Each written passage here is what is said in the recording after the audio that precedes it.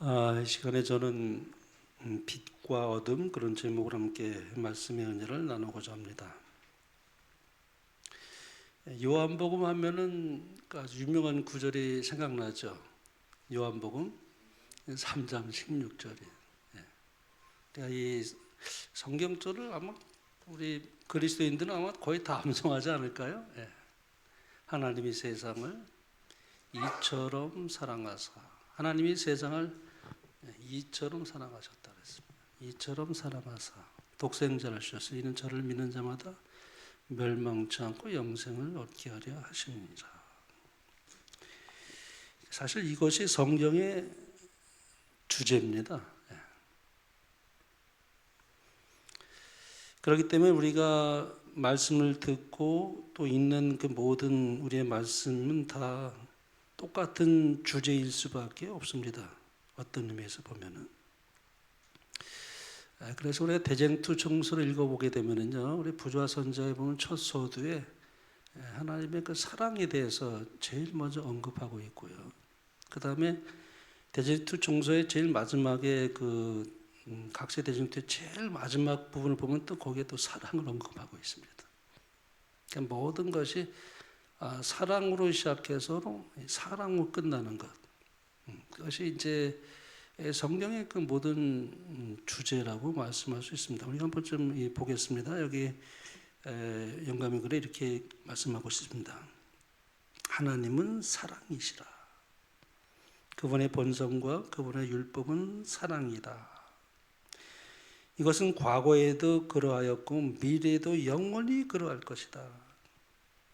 선악의 대쟁투가 하늘에서 처음으로 시작된 때부터 반역이 영원히 정복되고 죄악이 전멸될 때까지의 역사도 또한 하나님의 변함없는 사랑의 증거이다. 영감의 선지가 이렇게 기록을 했습니다. 그 다음에 이제 마지막 가시 대쟁투에서 이렇게 끝을 맺습니다. 대쟁투는 끝났다. 죄와 죄인들은 없어졌다. 온 우주는 깨끗해졌다. 오직 조화와 기쁨의 맥박만이 온 우주의 만물을 통하여 고동한다. 생명과 빛과 환희가 만물을 창조하신 분에게서 끝없이 넓은 우주로 퍼져나간다. 가장 작은 원자로부터 가장 큰 세계에 이르기까지 만물은 생물계와 무생물계를 막론하고 조금도 흠이 없는 아름다움과 완전한 기쁨으로 하나님은 사랑이시라고 선포한다. 그러니까 이제 이 땅에서 살다가 하늘에 가면은 얼마나 참 우리가 상상할 수 없는 그 세계가 펼쳐지게 되겠죠.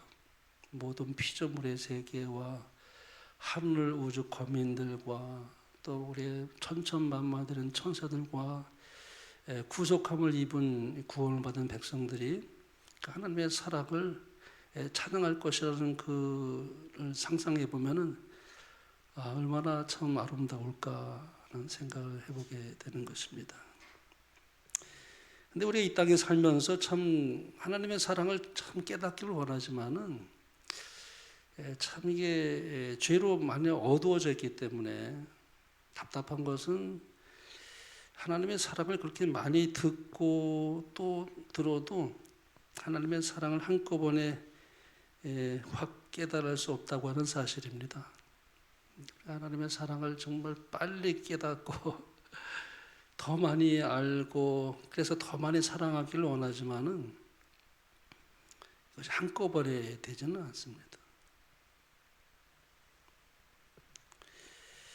참 너무도 더디 깨닫는다는 것입니다. 그러니까 아이가 부모의 사랑을 어떻게 그걸 다 깨달을 수 있겠습니까?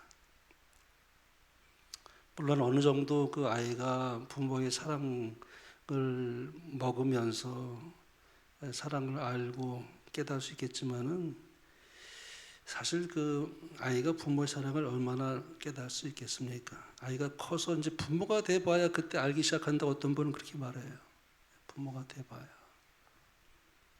그래서 부모가 된 다음에도 또 평생을 또 생각해도 다 깨닫지 못하는 것이 부모님의 사랑이다. 그렇게 말합니다. 하물며 우리가 하나님의 사랑을 우리가 다 깨닫는다는 것은 사실 불가능합니다. 우리가 깨닫기에는 너무나 하나님의 사랑은 너무나 크다는 것이죠. 그래서 증언의 말씀 보니까 영감적으로 이렇게 기록을 했습니다. 인간의 마음의 통로를 통하여 여러 세대를 거쳐 내려온 아버지의 모든 사랑, 사람들의 심령 속에 열려진 긍휼의 모든 샘들은 하나님의 무한하고 다함이 없는 사랑과 비교해 볼 때 끝없는 대양에 대한 작은 실개천에 불과하다.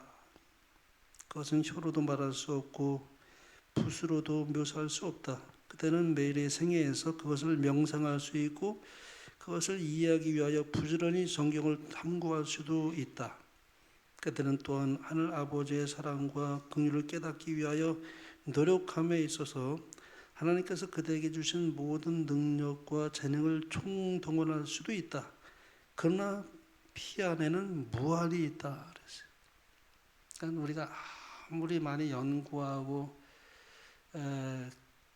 그것을 우리가 알기를 원한다 하더라도 그러나 그 피 안에는 무한이 있다. 그렇게 표현합니다.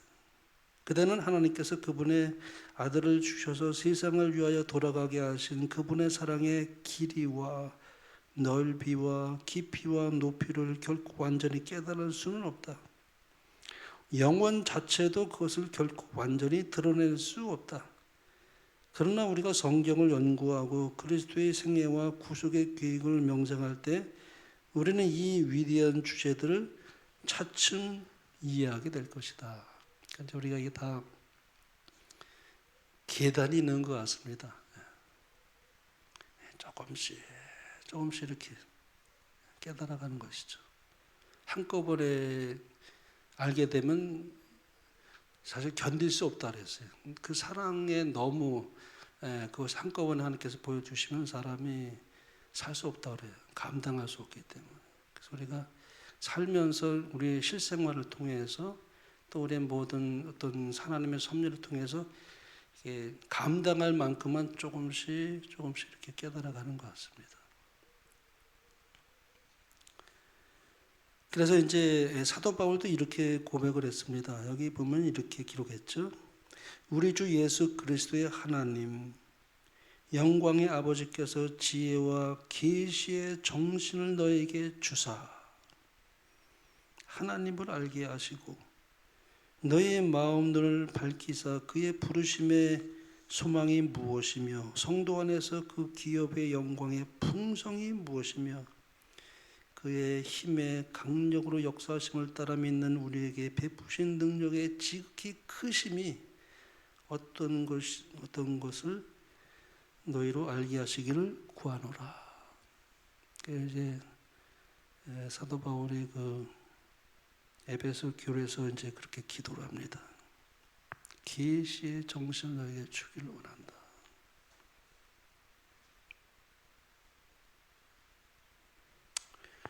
참 우리가 영적으로 이렇게 좀 더 어두워져 있지만은 그래서 성령의 은혜가 아니면은 지식적으로는 우리가 이렇게 많이 공부하면 우리가 알 수는 있겠지만 그러나 그 말씀이 우리의 마음에 깊이 감동을 주는 성령의 그 은혜가 있지 않으면은 사실 안다고 하지만은 피상적으로 하는 경우는 참 많은 것이 사실입니다. 그래서 우리가 지식으로 아는 것도 중요하지만 이제 체험적으로 아는 것이죠. 이제 체험적으로 알 때 마음에 깊은 감동이 이제 밀려오게 되는 것이죠. 그래서 성령의 은혜가 절대적으로 필요합니다. 그래서 저는 사도 요한을 많이 생각해 봅니다. 요한복음을 사도 요한이 기록을 했는데요. 물론 이 사복음서 중에서 요한이 제일 마지막에 기록했고, 아니 모든 성경을 통틀어서 제일 마지막에 기록한 것이 요한복음이에요. 요한 1서, 요한 2서, 요한 3서, 요한이 기록을 했는데, 다른 제자들과도 다른 자는 달라요. 사도 요한은 자연사였습니다. 순교 당하지 않았어요. 그리고 참 거의 100세를 살았습니다. 100세를 넘겼는지는 잘 모르겠어요. 그러나 100세가 다 거의 될 때에 요한복음을 기록했습니다. 그 아마 기록이 많이 떨어졌을 거예요. 나이가 그만큼 됐으니까. 그런데 그 말년에 하나님께서 그에게 성령을 통해서 계시를 주셔가지고 이 복음을 기록하게 했습니다. 그러니까는 이 요한복음은 좀 특이한 책이에요. 그러니까 요한이 파란만장한 생애를 다 겪고 난 다음에 그 예수님의 사랑받는 제자로서 그 초대교회 그 모든 정말 밤모섬의 귀향을 가기도 하고 끓는 가마솥에 들어갔다 하나님께서 극적으로 또 그를 구원하시기도 하시고 그러면서 그 많은 그리스도인들에게 사랑을 선포할 때 요한복음은 좀 특이합니다. 다른 복음서에 비하면은 우리 그리스도인의 삶을 많이 적용해서 이렇게 기록을 많이 해놨어요. 그래서 특별히 성령에 대한 언급이 참 많이 나옵니다. 그러니까 이제 예수님의 제자들이 이 마지막 때가 이제 돼서 이제 예수님 곧 떠나게 될 때 예수님이 떠나시게 되면 그 제자들이 어떻게 될 것인가에 대한 그런 생각을 하게 되면서 이 마지막 때에 예수님께서 하신 그 긴 설교 요한복음의 그 모든 것이 아주 길게 제일 많이 기록된 것이 요한복음이거든요. 근데 그때 뭘 언급했냐면 성령을 언급했습니다. 걱정하지 말고 근심하지 말라. 하나님을 믿으니 또 나를 믿으라. 아버지께서 약속하신 보혜사를 너에게 보내주실 것이다. 그가 너희에게 모든 것을 가르치시고 생각나게 하시고 그런 염려하지 마라. 나는 하늘에 가지만 너희는 더 나와 더 가까이 있는 것이다. 내 몸으로는 떠나 있지만은 그러나 성령께서 계시면 무소부재하시니까요. 그래서 영원히 너희와 함께 하실 것이다. 그리고 성령 안에서 내가 너희와 함께 있을 것이다. 근데 그러한 어떤 실제적인 그 그리스도의 삶을 적용해서 기록한 것이 요한복음이에요. 그래서 우리가 요한복음을 통해서 상당히 깊은 심오한 그 진리를 우리가 보게 되는 것이 요한복음이라고 말할 수 있습니다. 요한은 참 사랑의 사도라는 별명이 있습니다. 그러니까 하나님의 사랑을 가장 많이 경험을 했다고 생각할 수 있을 것 같아요. 가장 오랫동안 그렇게 살면서 그 정말 엄청난 그 모든 이 산전수전을 다 겪으면서 그리스도의 사랑을 많이 경험한 그가 제일 마지막으로 기록한 이 요한복음은 이 사랑의 어떤 결정체라고 말할 만큼 깊은 하나님의 사랑을 그가 증거하고 있습니다. 그래서 우리 영감의 글에 보면 참 영감이 아니면 이렇게 표현할 수가 없죠. 우리가 이제 엘렌 G 화이트는 하나님께서 영감을 주셨기 때문에 이렇게 기록할 수가 있습니다. 여기 보면 이렇게 말합니다. 여기 이제 성화된 생에 나온 글인데요. 인간들에게는 좀처럼 허락되지 않았던 고귀한 특권이 그 사랑하는 제자에게 허락되었다. 그러나 그는 그리스도의 품성에 매우 친밀하게 동화되어 있었기 때문에 마음 가운데에서 자만심이라고는 조금도 찾아볼 수 없었다. 항상 자신의 의로운 행동들을 숨기며 자신에게 주의가 집중되는 듯이 보이는 것은 무엇이든지 피하려고 노력하였다. 요한은 복음서 가운데서 예수님께서 사랑하신 제자에 관해 언급하고 있으나 그런 영예를 누린 자가 자신이라는 사실은 숨기고 있다. 그는 이기심 없는 생애를 살았다. 그는 사랑에 대해서 많은 것을 가르치고 그것을 매일매일 실천하는 생활을 했다. 요한의 그 아름다운 모습을 영감의 글은 이렇게 말하고 있습니다. 자만심이라고는 찾아볼 수 없었다고 말합니다. 마지막에 그의 생애의 그 얼마나 아름다운 그분의 이 품성을 우리가 읽을 수 있는지를 우리가 이 글에서 우리가 읽을 수 있습니다. 우리가 나이 들어서 요한과 같이 정말 일생을 우리가 이제 예수를 믿는 그런 삶에서 마지막 우리의 모습이 저분은 정말 자만심이거나 하나도 없는 분이야라고는 말을 듣는다면 얼마나 이게 큰 영광이겠습니까? 그렇죠. 참 요한이 그랬다고 말합니다. 그리고 자기는 의로운 행동을 숨겼다 그랬어요. 자기에게 이렇게 초점이 맞춰지는 것은 무엇이든지 이렇게 피하려고 했다 그랬습니다. 사람이 연약성이 있어가지고 자기를 드러내려고 하는 것이 우리 인간의 본성인데 요한은 그걸 피하려고 했다 그랬습니다. 오히려. 그리고 기록할 때에도 예수님께서 사랑하신 제자에 대한 언급할 때 그걸 자기라는 것을 또 숨기고 있습니다. 참 아름다운 생애를 그가 보여줬다고 생각합니다. 그리고 이기심 없는 생애를 살았다. 그리고 사랑에 대해서 많은 것을 가르치고 또 그것을 실천한 삶을 살았다. 그런 생각을 하면서 많은 은혜를 받습니다. 제가.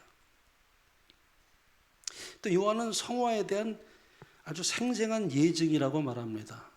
요한은 성화된 생애의 아주 표본이에요. 구약에서는 다니엘이고 신약에는 요한입니다. 그 성화된 생애 보면은 우리 엘렌 지 화이트 두 사람을 거기에 이렇게 예적으로 말하고 있죠.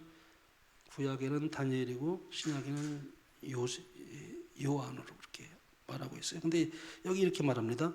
요한은 예수님과 같이 되기를 갈망하였으며 그리스도의 사랑에 변화시키는 감 아래서 마음이 온유하고 겸손하게 되었다. 자아는 예수님 안에 감추어졌다. 그는 살아계신 포도나무와 밀접히 연결되어 신의 성품에 참여하는 자가 되었다. 그리스도와 교제하게 되면 언제나 그렇게 될 것이다. 이것이 참된 성화이다. 참된 성화의 비결은 끊임없이 주님과의 관계를 항상 바르게 하고 무시로 성령 안에서 기도하면서 늘 주님과의 그 어떤 연결된 삶을 살아가게 될 때는 우리가 이 요한이 그랬던 것처럼 우리도 그렇게 살 수 있는 것이 가능하다. 이것이 참된 성화다라고 이제 엘렌 지 화이트는 그렇게 표현했습니다.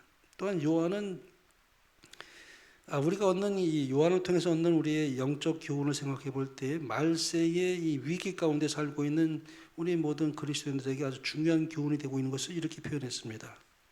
요한의 생애는 하나님의 뜻에 순응하기 위해서 가장 진지한 노력을 기울인 생애 중에 하나였다. 그 사도는 그의 구주를 너무도 친밀히 따르며 그리스도의 순결함과 고귀한 거룩함을 깊이 감지하고 있었기 때문에 자신의 품성은 대조적으로 불결하게만 보였다. 자기의 삶이 늘 주님을 바라보고 주님과의 관계를 가지면서 자신을 볼 때 늘 자기의 이 불결함을 보게 되었다. 이렇게 말합니다. 구주를 가장 잘 알고 있는 사람들은 항상 그런 느낌을 느끼게 될 것이다. 그들이 더욱더 자세히 예수님의 생애와 품성에 대해 명상하면 할수록 그들은 더욱더 자신의 죄를 느끼게 될 것이며 조금도 그들의 마음이 거룩하다고 주장하거나 그들이 성화되었다고 자랑하지 않을 것이다. 그렇게 말씀합니다. 그러니까 우리는 감사한 것은 우리가 이렇게 참 아직도 뭐가 나 있고 또 완전하지 못하는 우리의 연약함이 있지만은 그러나 우리가 그리스도를 믿게 되면서 우리의 죄를 용서받는 그 은혜를 통해서 하나님은 우리를 이제 완전하다고 해서 우리를 이제 의롭게 여겨주시고 구원하시는데, 근데 우리가 구원하는 삶을 우리가 늘 살아가고 있지만은 그러나 우리는 아직도 어린아이로부터 계속 성장하는 과정이 있기 때문에 우리가 이 땅에 살면서 조금 우리의 부족함을 보게 될 때가 참 많이 있죠.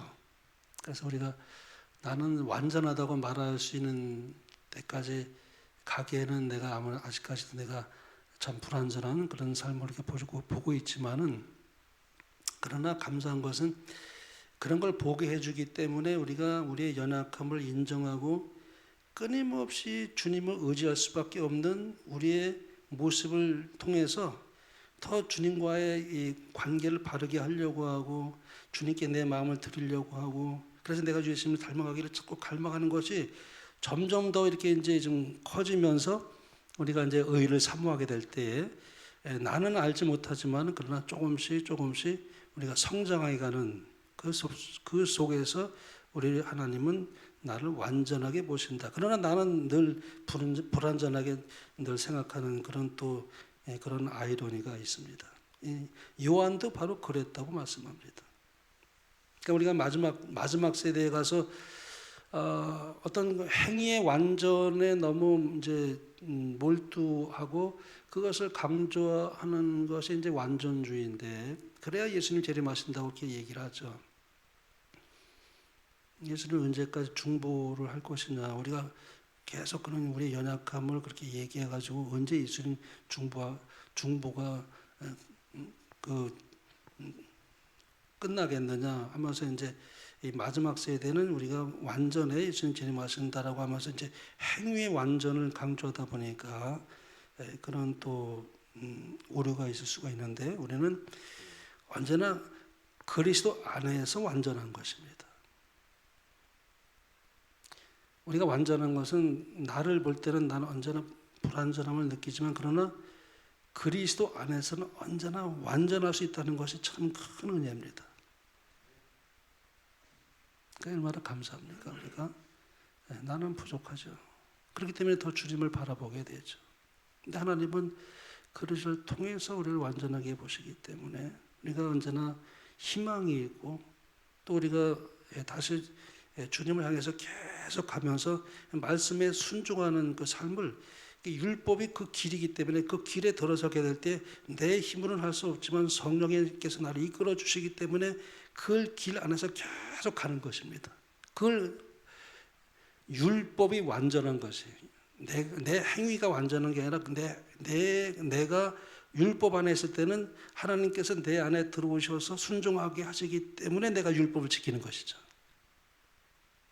그래서 어린 양이 어디로 인도하든지 따라가는 자라는 말씀은 바로 율법의 그 길에서 벗어나지 않도록 끊임없이 내가 말씀에 순종하며 그 길을 가는 것을 하나님은 이제 완전하게 보시는 것입니다. 그래서 이제 예수님에 대한 그 70여 년 전의 그 사랑을 참 회고하면서 요한이 이제 패를 드는 것이 이제 요한복음입니다. 그리고 요한 1서, 요한 2서, 요한 3세 보면 사랑이라는 단어가 참 많이 나와요. 참 사랑이라는 단어 얼마나 많이 요한이 기록하는지 모르겠습니다. 이제 참 이 사도 요한복음은 시작부터가 장중합니다. 마태복음은 마태복음 어떻게 시작이 됩니까? 마태가 처음 그 성경을 기록할 때 아브라함과 다윗의 자손 예수 그리스도의 세계라. 누구부터 시작합니까? 아브라함부터 시작을 하죠. 마가복음은 뭐예요? 누구부터 시작합니까? 예수님보다 6개월 먼저 태어난 누구예요? 침례의 요한부터 시작을 해요. 누가복음은요? 계속 그 이상은 이렇게 해서 마레로부터 그 이상 해가지고 아담까지 올라갑니다. 아담 이상은 하나님이다. 이제 그렇게 얘기를 하죠. 아담. 근데 요한복음은 특이합니다. 그 시작부터가 뭐예요? 태초에. 참. 태초에 말씀이 계시니라. 이 태초에라는 말이 참, 물론 창세기 1장 1절에도 태초라는 말이 나와요. 근데 그 창세기 1장 1절과 요한복음의 1장 1절하고는 달라요. 같은 단어는 똑같이 태초에라는 말을 썼지만, 창세기 1장 1절은 지구의 시작입니다. 근데 요한복음의 태초는 뭐예요? 시작도 없고 끝이 없는 태초예요. 그러니까 예수님은 시작도 없고 뭐예요? 끝도 없으신 분이에요. 그러니까 태초에 말씀이 계시니라 그랬거든요. 제가 저 이제 영어를 좀 배우고 싶어가지고 제가 이제 이거를 요한복음을 좀 외우고 싶은 마음도 있고 그래서 제가 요한복음을 이제 영어 성경을 이렇게 이제 공부를 하는데 옛날에 아주 옛날이죠. 근데 지금 이해가 안 돼. 이게 문법적으로 이게 도저히 이해가 안 되는 거예요. 말씀이 계셨느니라 해야 맞는데 계시니라 이게 참 도저히 이게 내가 왜 이렇게 했을까? 그 영어 성경 보면 was란 말 다 써. was. 그 뭐예요? 과거잖아요. 태초에 말씀이 계셨다. 영어 성경 보면 다 그렇게 되는데 우리나라 말에는 태초에 말씀이 계셨느니라 해야 될 것 같은데 계시니라 그랬단 말이에요. 그래서 제가 한때는 이제 좀 고민스러워가지고 이게 이러냐 이제 문법적으로 이제 그랬는데 나중에 이제 좀 더 이제 공부를 하면서 이제 성경을 배우게 되면서 이제 헬라어를 이제 배우게 됐잖아요. 헬라어는 비완료라는 그런 시제를 써요. 비완료. 그러니까는 이것은 어떤 과거의 어떤 기점에서 시작된 것을 말하는 게 아니고 그 과거에 어떤 이제 시작이 없어요. 영원 전부터예요. 과거 먼 그런 뜻으로 미완료기 때문에 이 개념이 틀려요. 그래서 제가 이제 학자들은 그렇게 말합니다. 이 세상에 존재하는 언어 중에서 가장 묘사할 수 있는 최고의 예술적으로도 그렇고 문학적으로도 그렇고 어떤 것을 철학적으로도 그렇고 모든 것을 통틀어서 가장 최고의 묘사할 수 있는 최고 언어는 헬라어를 꼽습니다. 그러니까 하나님은 섭리로 성경을 그렇게 헬라어로 번역을 헬라어로 기록하게 했던 것이죠. 그래서 우리가 이제 신학을 하게 되면 이제 헬라어를 배우거든요. 문법적으로 이제 이걸 배워요. 그래서 맛을 좀 알아야. 그렇다면 내가 뭐 언어학자도 아니고. 근데 좀 맛을 이제 느끼게 되죠. 그래서 태초에 말씀이 계시니라. 이 계시니라는 말은 뭐냐면은 미완료를 가리키기 때문에 끝도 없으시고 시작도 없으신 그 예수 그리스도의 그 근원을 그렇게 표현한 것입니다. 근데 이 로고스라는 말이 참 말을 했는데 이 로고스라는 말은 그때 당시 이제 유대 사람들이나 헬라 사람들이 많이 특별히 사용했던 용어였는데요. 이 로고스라는 말은 영원 전부터 있으면서 가장 이상적이고 모든 지혜가 갖추어진 최고의 이상, 최고의 에너지, 인간이 생각할 수 있는 가장 높고도 가장 고상한 가장 영원한 어떤 이상을 나타내는 개념이 로고스였어요. 그래서 이 로고스 하면은 이게 요한이 이것을 빌어 쓰긴 했지만은 헬라 사람들이 쓰는 최고의 개념이었습니다. 요한이 이 말을 빌려서 당시 사람들이 생각할 수 있는 최고의 이상, 최고의 이념, 최고의 가치가 바로 예수 그리스도라는 사실을 이 말 한마디에 다 포함시킨 것입니다. 그것이 말씀이다, 로고스다. 그게 이제 사도 요한이 표현을 했습니다. 그래서 이 태초라는 말은 아득한 옛날인데 태초에 말씀이 계셨느니라 그렇게 해야 맞지만은 그러나 여기 보니까 이제 계시니라 그렇게 말했지 않습니까? 그래서 이제 이게 뭐냐면은 아까 제가 말씀드린 것처럼 과거의 어떤 시간의 제한 없이 계속되었던 어떤 동작, 그 존재를 나타낼 때 쓰는 그런 시제였는데, 그래서 이 예수님은 계시기를 시작한 때가 없어요. 무한한 과거부터 계셨던 분. 그래서 계시니라 그렇게 이제 우리나라 말에는 더 정확하게 번역한 것입니다. 영어보다. 영어는 was로 번역을 했어요. 참 우리나라 번역을 참 잘했습니다. 참 어쩜 그렇게 번역을 했는지. 그래서 태초에 하나님이 천지를 창조하시니라 그 천지를 창조한 창세기 1장 1절과는 이제 전혀 다른 거죠.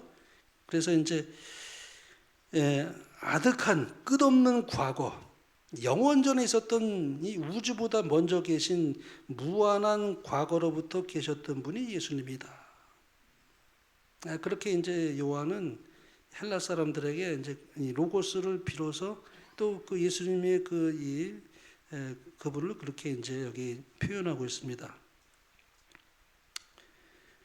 근데 여기도 보면 또 그랬죠. 말씀이 하나님과 함께 계셨으니 그랬거든요. 그래서 이것도 사실 맞는 말이 아니에요. 계시니 그래야 맞아요. 이것도 똑같은 미완료이기 때문에 그렇습니다. 헬라어로 보면 미완료예요. 그러니까 이 말씀은 이제 하나님이 이제 무한한 과거로부터 영원 전부터 하나님과 함께 계셨다는 그런 의미로서 이제 쓰여진 그런 시제이기 때문에 계셨으니라는 말보다는 계시니라는 말이 맞습니다. 이 언어적으로는 그래요. 언어적으로. 물론 우리가 계셨으니 해도 이제 이해는 되죠. 그러나 정확하게 알기 위해서는 그런 헬라어의 시제를 우리가 생각해 볼 수 있다는 것이죠. 그래서 이 말씀은 곧 하나님이시니라 그랬어요. 하나님과 동등하신 분이에요. 예수님은 하나님과 동등하신 분, 영원 전부터 아버지 하나님과 함께 계셨던 분, 또 그분은 하나님이시다. 그래서 어거스틴은 요한복음 1장 1절은 금으로 이렇게 기록해야 될 말씀이다. 이건 정말 요한복음 1장 1절에서 이 말씀을 어거스틴은 이 말씀을 아마 어느 정도 깨달았던 것 같아요. 그래서 그가 이해하는 바로는 이 말씀은 금으로 박아야 될 말씀이다. 어거스틴은 그런 말을 했습니다. 예수님은 무한한 과거로부터 하나님이셨고 끝없는 하나님, 하나님과 동등하신 분, 그 삼위 하나님의 모습을 예수님의 위치를 이제 요한복음 1장에서 이제 그렇게 장중하게 시작을 합니다. 그러니까 마태와 틀려요. 누가하고도 틀리고 마가하고도 틀리고 요한은 그렇게 이제 시작을 합니다.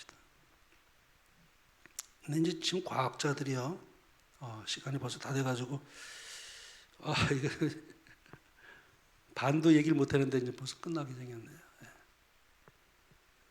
다음 시간에 말씀을 드려야 될 것 같습니다. 지금 과학자들이 우주의 근원을 계속 연구하다 보니까 우주에는 세 가지 물질로 이루어졌다는 것을 알게 되었습니다. 그게 시간과 공간과 물질입니다. 시간과 공간 그리고 물질, 이것이 우주를 구성하고 있는 하나의 본질이다 하는 것을 과학자들이 알게 됐습니다. 본질적으로 이것이 하나라는 것이에요. 시간이나 공간이나 물질이 하나라요, 본질적으로. 근데 이게 이제 이렇게 나눠져 있죠. 시간으로 나눠져 있고 공간으로 나눠져 있고 물질로 나눠져 있는데 이 분리되어 있는데 본질은 하나다 그렇게 했습니다. 이게 우주의 신비죠. 우주의 신비입니다.